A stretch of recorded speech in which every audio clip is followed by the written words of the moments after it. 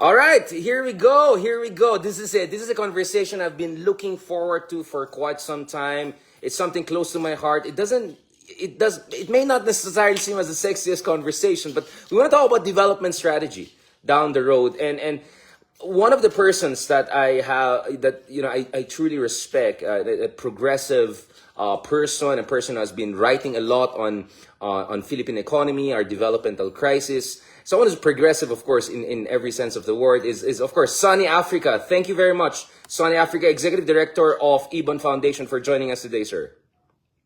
Hey Richard, thanks for the invitation. Happy to be here. Hope you have something to share. Pleasure. Sorry if my internet is not as good, but as long as the audio comes in, I think we'll be happy about this. There's a lot to discuss for today, and I think it's very timely to have this kind of discussions. Now, of course, you and I have had engagements throughout the years, not as direct as today, but I think you also use the term Duterte Gargs. So both of us thought about it independently. It's just that I came ahead, so being credit grabber, I trolled you on that. But all respect. I really like the contributions of the Ibon Foundation to economic discussions in the Philippines. Now, let's first start, Sonny. Who is Sonny Africa? I mean, Tito Boy Abunda way. Like, who's Sonny Africa? Sino mga mahal niya sa buhay? But more importantly, what's the Ibon Foundation and what do you do? Before we discuss Marcos economic food inflation and all of that, before we go there, let's for the purpose of our audience, especially younger audience, Sonny Africa, a short introduction maybe.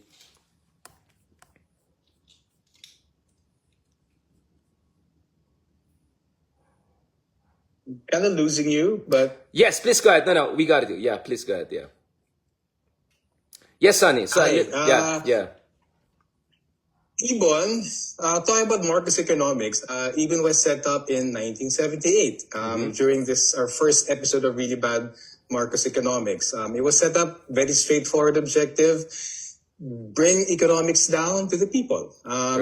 Economics is too important to be left to economists, especially it's too important to be left to our politicians. So from the very start in 1978, Ibon was set up to try and explain economic issues to regular people so they can engage. So whether it's workers in trade unions, farmers in peasant organizations, urban poor doing their demolition studies and all of that, Ibon did feel that economics had to be explained as something that bituki issue talaga siya.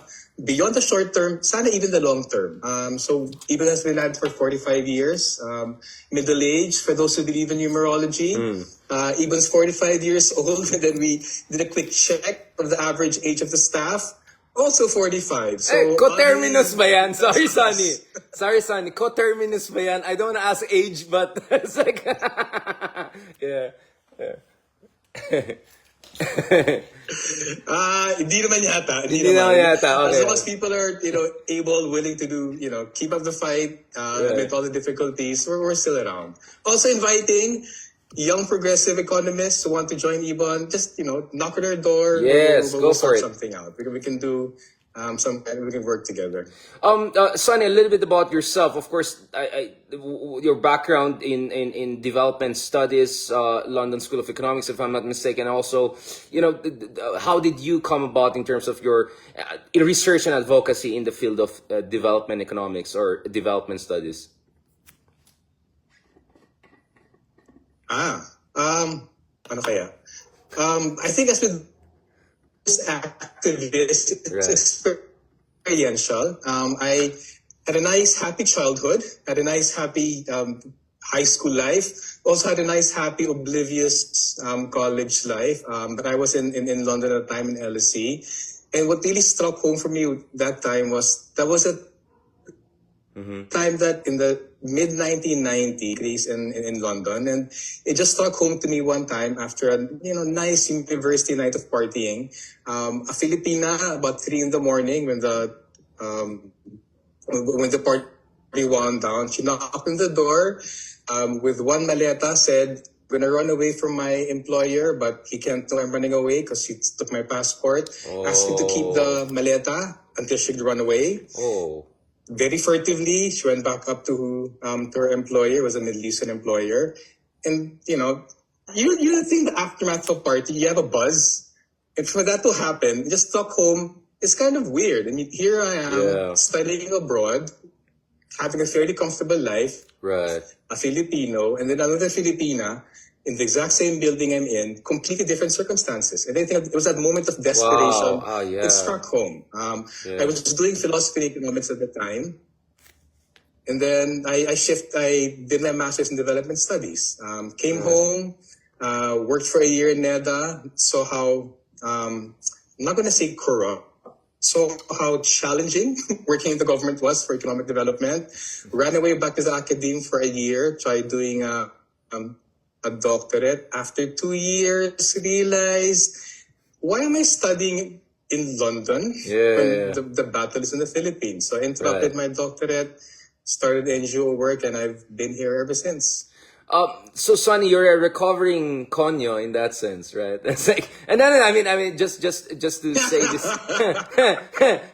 I'm saying this with complete self-awareness, just to be clear about it, right? You can bash my conyo Tagalog and all, but I think you're more legit conyo. Ako probinsyano conyo lang ako, from Baguio. No, but Sonny, your story is actually as unique and exceptional as it is.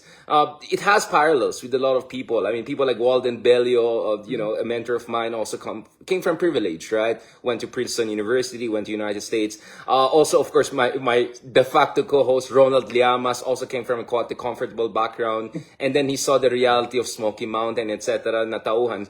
In fact, our own hero Rizal, right? Like he had a comfortable life in Calamba until his own family ran into trouble with the friarocracy in the Philippines. So I think your story in many ways, exemplifies that, that kind of middle class or upper class Filipino that was essentially shaken out of their stupor, right? And then dedicates the rest of their life. So I'm not trying to downplay the uniqueness of your story, but it's also very instructive because we have a lot of people like that. I mean, I don't want to call it noble oblige, right? But there's a certain degree of noble oblige perhaps there. Now, Sonny, I don't want to go too showbiz and talk about your love life, etc. Let's get down to business. All right. Of course, folks are free to download yung mga excellent studies by Evon Foundation throughout the years, including authored by Sonny, Africa, and a lot of smart people. By the way, Sonny, kamag-anak mo yung, di ba, yung debater champion, di ba? Si Africa? Yeah, nephew and neighbor. Wow, okay, So send my he regards. actually bumped up our cachet here in our little neighborhood in Katipunan. All these signs came out. Yeah. Congratulations, David Africa. Like, oh my God. Reflected glory for me. I know. I mean, that refraction is always a good thing. No, I mean, ako and Leloy, of course, we were competitive debaters back in the UP Ateneo, etc. But we never thought there'll be a Filipino will be a world champion. Because, we had to deal with a lot of racism. Let's be honest about it. Coming from the developing world, we didn't have the right posh accent, blah, blah, blah. But I'm so glad that, brilliant kids like your nephew have shattered that glass ceiling. And of course, they're brilliant themselves. No question about it. I'm just saying it's something emotional for me and Leloy. Actually, we had the whole episode just about your nephew, right? And then how we feel this is our moment. Yeah, believe me or not. All right. Anyway, digression. Now let's go to, forget about their nephew for a while. Let's talk about... Okay, but look for that and pass it to me if I hasn't seen it yet. Sige, I think I'll find it. Yeah, dun sa episode namin next. I-forward ko na lang sa'yo, Sonny, no? Now, Sonny, let's go back to this. Of course, you're great too. I'm just digress lang ako just to put things. I mean, there's something perhaps with your extended family. Hey, Richard, you're super choppy. I'm sorry. Just get back to me. No, don't worry about it. We're still hearing you. I think as long as we get the audio right, I think that should be fine. So Sonny, let me put you on speaker and then probably remove my video para faster yan, when I question you and all. No, Sonny, let's go back to this. First of all, what is your assessment of the Marcos Jr. administration's economic performance so far? What is the good, if any? What is the bad, and what is the ugly? I think that's a good framework. The good, the bad, and the ugly, if we can put it that way. Oh, well, I'm so sorry. I'm going to be nasty. I mean, if we're going to look at things in that... There's nothing good. Okay. It's tough, I mean, Yeah. I have always had this weird irritation, people trying to find the good in something when it's fundamentally bad. I mean, it's like saying, oh, don't worry about Hitler. He loved dogs. He was so nice to his... Uy, grabe ka naman, Hitler ka agad. I mean, nag-escalate ka agad. Di man lang Bolsonaro, di man lang... Yeah.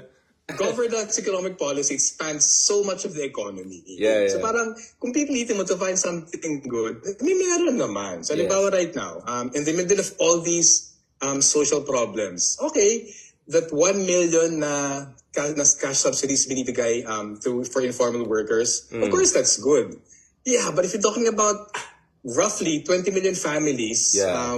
who are like poverty line or below, or like sort of or poverty line and vulnerable, parang why make a big thing out of that tiny good thing? So parang tingin ko, Yeah. sorry, I mean, not to be nasty, but to put into context, we can always find good in Right, parang your point is, everyone and wag natin everything. pilitin. But I think Oo. the Philippine economy is downwards. It's not actually even flat. It's not stable. It's actually going downwards.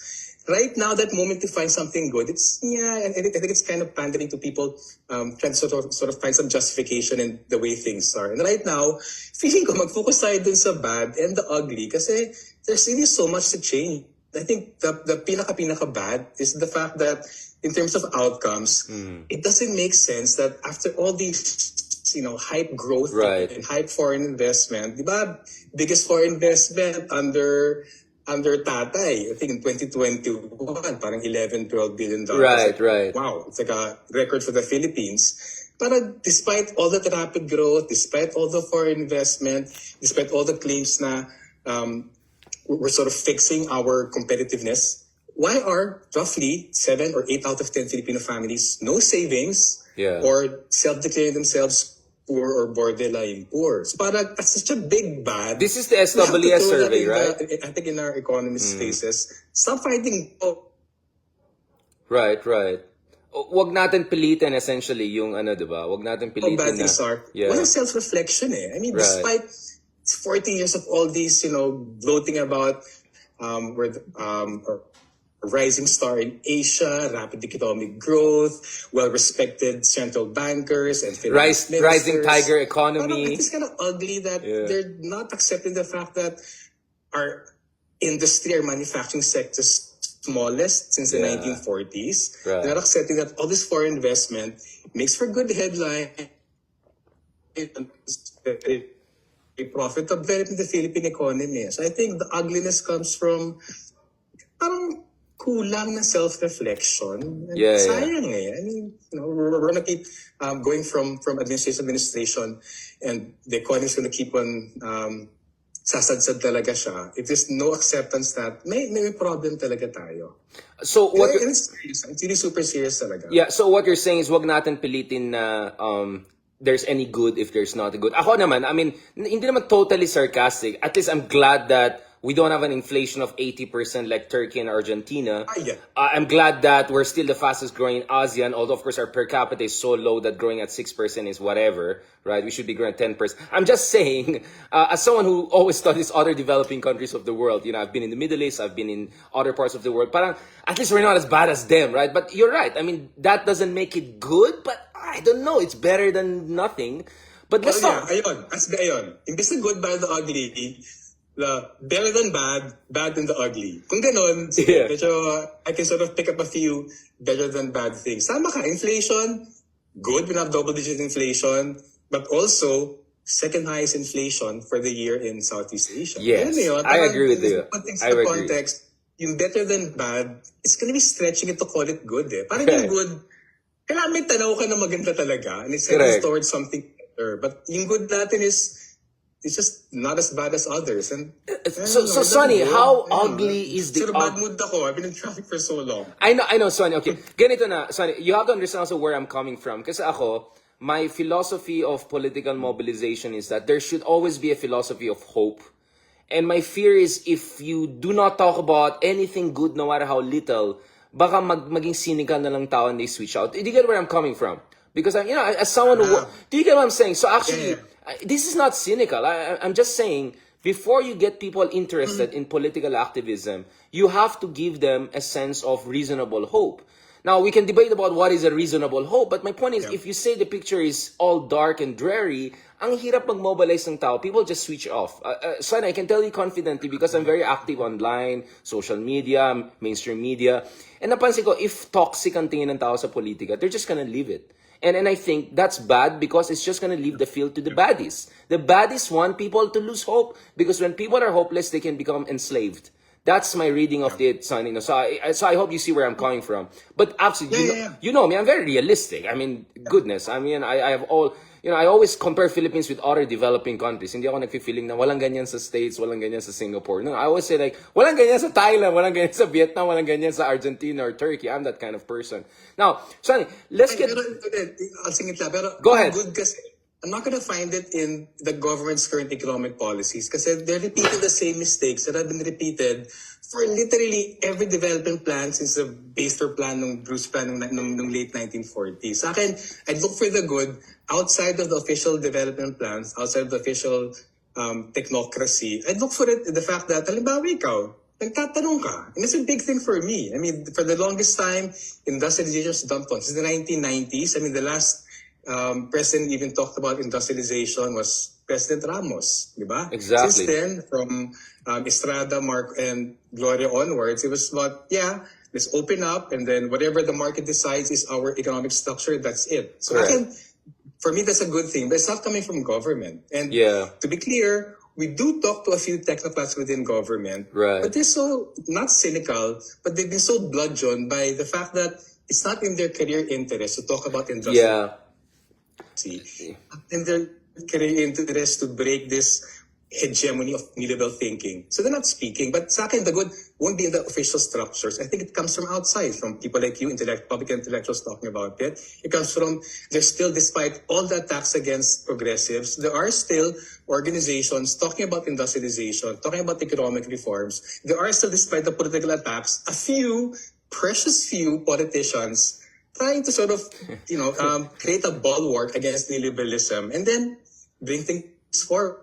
Sa akin, good yun. But yung tanong mo kasi kanina sa economic policy, hindi ko pipilitin eh. I mean, even their housekeeping's not very good eh. Yeah. And the good they're doing, it's so opportunistic. It's like part of the whole Marcos drama of feel-good na properties to a handful of UV operators and drivers, a handful of low-income families, a handful of farmers. Parang, kung sabihin namin good yan, parang na-legitimize pa yung feel-good, performative, tokenistic economic reforms nila. So I don't want to be cynical in that sense, pero in terms of hope, hopefulness namin, people are asking what can be done. People are organizing, they're being attacked, and surviving those attacks. I think that's the raw matter for development. People have to start, it's a social movement eh. I mean, all economic change naman is a question of like mass mobilization eh.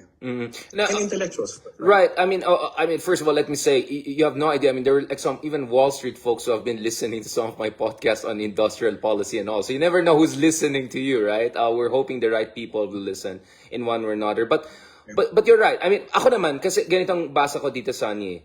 The reason we're growing at 6% has nothing to do with the supposed intelligence of our administration. It's because of the hardworking Filipino people. It's because of all the, so that for me is good because we have hardworking people, who are sacrificing blood and sweat to make sure na the country as a whole moves forward. That for me is a good thing, that our kababayans at least have that room for contribution to economic growth, that our kababayans have the kind of work ethic and education. So for me, that's a good thing. Again, you're right. We shouldn't credit the government for that. But at least I'm also going to credit the government for not totally getting in the way of that. I mean, we're growing in spite of our government.